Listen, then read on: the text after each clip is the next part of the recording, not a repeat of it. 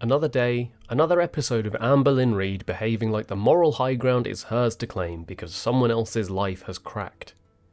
She is giddy over a reactor's potential divorce like it proves she's won something. She's conveniently forgetting that she cycled through more failed relationships herself than she has actual progress on any goals she's ever set. It's predictable. She hears about someone else's pain and immediately goes full Timu Disney villain, cackling in the corner as if their misery somehow elevates her own status. She's acting like the fall of someone else's marriage somehow redeems her string of failed relationships, trauma bonds, and girlfriends turned caretakers. Girl, you dated, 6, 7 people in 10 years and weaponized every breakup like a toddler flinging spaghetti at the wall. Sit down. It's not a scoreboard. You don't get a moral high ground because someone else's relationship has ended. Especially when your own love life reads like a cautionary tale. The only reason she's not divorced herself is because she's never managed to maintain a relationship long enough to get divorced. That's not a win, Amber. It's a red flag.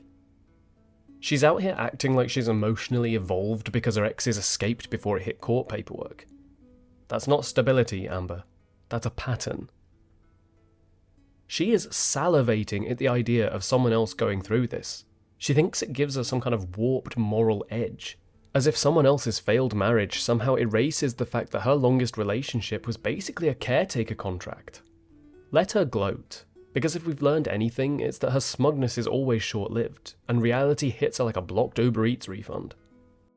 In her carnival mirror mind, this is a win, because it allows her to pretend that the scoreboard now tilts in her favour. She believes that if a critic's personal life shows any fracture, any signs of mess, struggle or failure, then poof, their entire credibility evaporates and she is vindicated. Any perceived weakness or personal hardship in a reactor's life is instantly a win for her, because it means, in her eyes, that they're no longer better than she is. That is the core of her narcissistic logic. Criticism cannot possibly be valid if the person delivering it isn't perfect. And if you're going through something painful or human, like a divorce, then your arguments are nullified, and Amberlynn ascends to the moral high ground by default.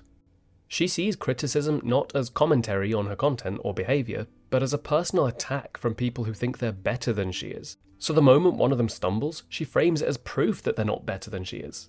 And by her logic, if they're flawed, then she must be flawless by comparison. She doesn't understand that other people's flaws don't erase her own. But then accountability was never her strong suit. She doesn't process criticism as feedback, she processes it as humiliation, and she has been stockpiling it for a decade. So when a critic or reactor struggles, she celebrates. And it's not because she's even won anything of substance, but because for one moment she feels less like the universally mocked villain in her own story. But the irony is radioactive. She's cheering from the sidelines like a schoolgirl over someone else's divorce. Like her own relationship history isn't just a minefield of dysfunction, manipulation, and flat-out scandal. One of her girlfriends was divorced. The one before that was married, and she was actively meddling like a third-rate soap opera villain. And the rest of them are just a carousel of trauma bonding, codependency, love bombing, and total emotional collapse, and each one barely lasts long enough to unpack a suitcase. But sure, someone else's divorce is her moral victory. Because if he can fail, then she must be thriving, right? Wrong. It's not a win, Amber. It's just projection in a party hat. But anyway, on to Let's Talk episode 7. There's something almost poetic about Amber. The way she constantly fails upward. The way she demands sympathy while pouring gasoline on her own house. The way she treats self-awareness like a foreign concept smuggled in. If you haven't noticed, I'm in a bit of a bad mood, so we'll see how this goes. We open and she's clinging to the Nightmare Before Christmas like it's a personality trait. It's fitting, I suppose, considering her entire identity is stitched together like Sally, threadbare, unstable, and perpetually in pursuit of someone else to validate her existence. We dive straight into Sweet and Sour, and right out of the gate she's rewording history. I wasn't blaming Beck, I was clarifying. Darling, when you bring up an ex repeatedly to defend your own failures, that's not clarification, that's blame. And she's still denying blaming Beck for her doctor avoidance. Your blood was pouring, and you still needed someone else to convince you to go. You are not a toddler. You are a grown woman who's close to 600 pounds. You can make your own decisions. Someone compliments her hair and she takes us on a tragic journey through her early onset menopause. Someone tells her to stop talking about her exes and she says she has hundreds of things that she talks about. Hundreds. Cellulitis, food, takeout, food, manipulating medical access, food, the weather, and food? Have I missed any?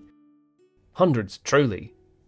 She insists that she has every right to speak on her exes, as they, after all, laid next to her in bed, and that must be why she talks about them like they're failed government experiments. She's always so close to self-awareness and then just veers into narcissism like a drunk driver missing the exit to therapy. This isn't a vlog. It's not even a conversation. It's just a coping mechanism with a comment section. She doesn't want healing. She wants control. And when she can't have it, she manipulates the narrative until she looks like the martyr. But we see you, Amber. And no amount of makeup or positive affirmations will distract from the fact that you are, as always, your own worst enemy. And then we enter Sippin' Community, the part of the programme where Amberlynn pretends to engage with criticism by cherry-picking questions, misinterpreting the hard ones, and drowning the rest in smug replies. The cookie situation comes up again, that international scandal that shall echo through the halls of mediocrity for decades to come. She's answered it already, she says, so if we'd like clarity, we must either sift through 45 minutes of self-pity or pay to hear it again in our member streams.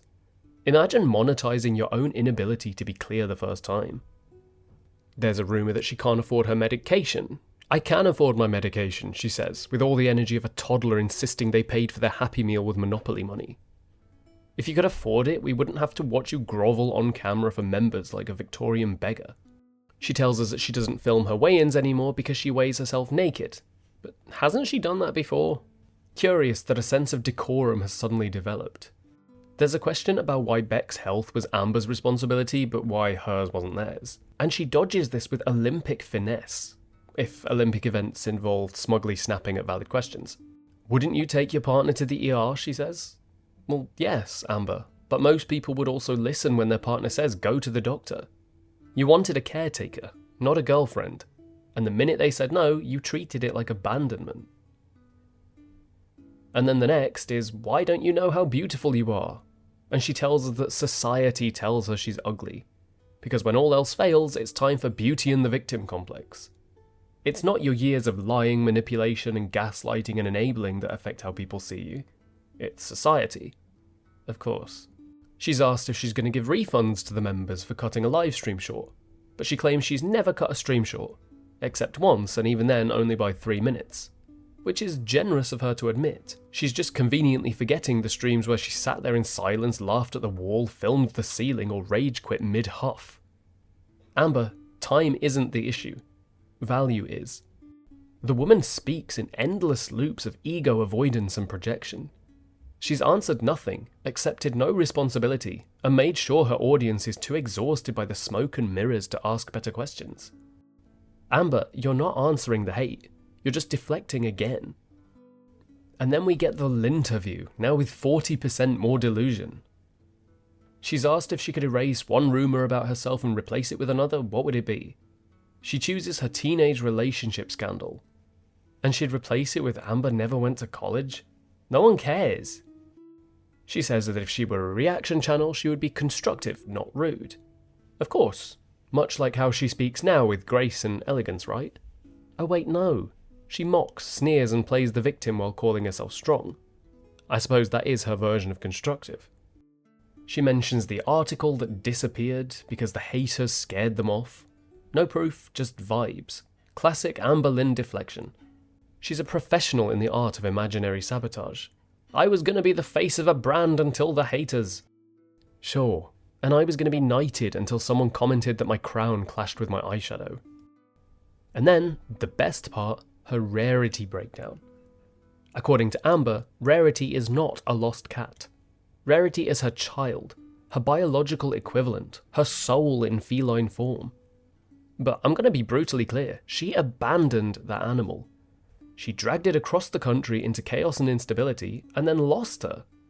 No amount of misty-eyed, warbling voices about constant searching will ever change the fact that she failed that cat in every possible way. This isn't maternal grief, it's manufactured guilt-mongering. It's a manipulator's aria designed to provoke sympathy that she just doesn't deserve. If Rarity is still out there, I sincerely hope that Amberlynn never finds her. That cat deserves a quiet life full of windowsills and tuna treats, not bouncing between states being wheeled into frame for emotional leverage. And then she ends the segment on a thoughtful space versus ocean question and answers by pretending to believe in flat earth theories. Comedy gold? No. Just the hollow rattle of a brain that's been on idle for too long. But then, Dr. Lynn is back with another episode of Googled it, so it must be true. She says she's not doctor shopping, but she literally jumped to a random telehealth provider instead of seeing the doctor she claims to have had for 2 years. She admits it's because her brain didn't tell her to do the logical thing. So I guess the brain rot is chronic then. And I'm not going to ignore the Beck double standard. When she didn't go to the doctor before, it was Beck's fault. Why she's not going now? Well, her brain didn't tell her. Accountability? Never heard of her. But she's adamant that she does have a doctor. Like, she also has a hair care routine, a schedule, and a balanced relationship with food. She claims she's had the same doctor for 2 years, but she suddenly forgets they exist when she's trying to get weight loss meds from an app. Nothing says I'm taking my health seriously like rolling the dice with sketchy sites that give you Ozempic faster than Uber Eats can give you a cheeseburger. She goes on and on about protein and lectures us like she's the CEO of Muscle Milk. She shouts about humans needing protein like it's a revolutionary fact, like it's all of us who've been living exclusively on fruit roll-ups and spite. She googled benefits of protein once and now we get this.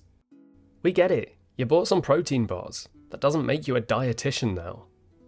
Also, the amount of processed synthetic protein she's stuffing into her system isn't the kind of fuel she thinks it is.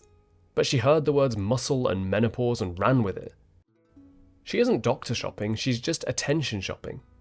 Every action, every contradiction, every whimper about being misunderstood is calculated to keep her in the centre of her self-made, ever-crumbling circus tent. And then we reach the final flaming garbage pile of this week's Let's Talk installment. Bad choices. AKA, confessions from a chronic liar who thinks she's a Disney princess. Have you ever made a sex tape? She says no, but this is the woman who films herself opening food like it's an OnlyFans audition. Would you spit on every new person you met for money? No, because it's disrespectful.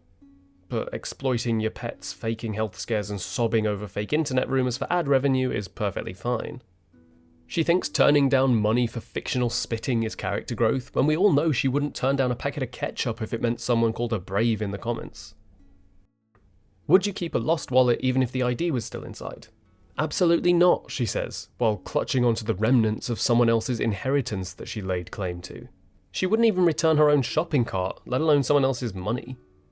Has she ever said I love you and not heard it back? Yes, which was an obvious answer. Which one of her exes do we think this was? My guess is all of them by the time the lease ended. Has she ever been injured during sex? Yes, a cramp. And I'm going to pull focus, sanity, and the emergency brake to escape that mental image. But that's it. Another soul-rotting broadcast from the delusional Duchess of Denial. She thinks she's giving us insight and growth, but she's just serving cold ego with a side of lies over a bed of soggy victimhood. She thinks the world misunderstands her. No, darling, we understand perfectly. We've been watching the same script rerun for years. The only thing evolving is the size of her eyeliner and the excuses for why she's stuck where she is. So, until next time, when she inevitably contradicts every word she said today, stay hydrated, stay sane, and remember, the only thing more inflated than her ego is her Amazon haul budget.